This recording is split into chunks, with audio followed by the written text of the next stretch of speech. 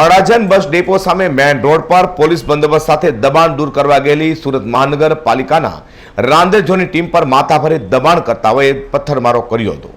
દબાણકર્તાઓના હુમલાને લઈને પાલિકાની ટીમે ત્યાંથી ભાગી જવું પડ્યું હતું। જોકે ઘટનાને પગલે ઉચ્ચ અધિકારીઓને ઘટના સ્થળે કાફલો દોડી આવ્યો હતો અને બાદમાં કડક પોલીસ બંદોબસ્ત સાથે આ દબાણનો સફાયો બોલાવી રસ્તો પણ ખુલ્લો કર્યો હતો।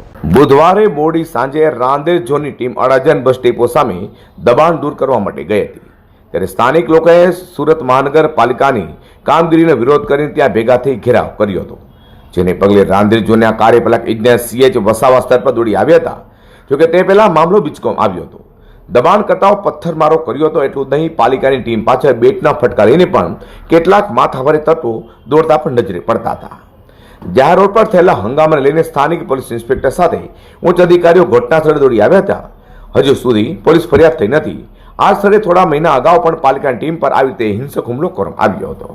કોરોનાના વધતા સંક્રમણને ધ્યાને લઈ મનપા તંત્ર દ્વારા કડક કાર્યવાહી કરાઈ રહી છે, ત્યારે આવી હુમલાનો પ્રયાસ કરાયો હોય મનપા કર્મચારીઓ પણ પોલીસ બંદોબસ્ત સાથે દબાણ હટાવવા જશે તેમ લાગી રહ્યું છે। અઝર કુરેશી સાથે પ્રકાશ વાળાજી, 10 ન્યૂઝ।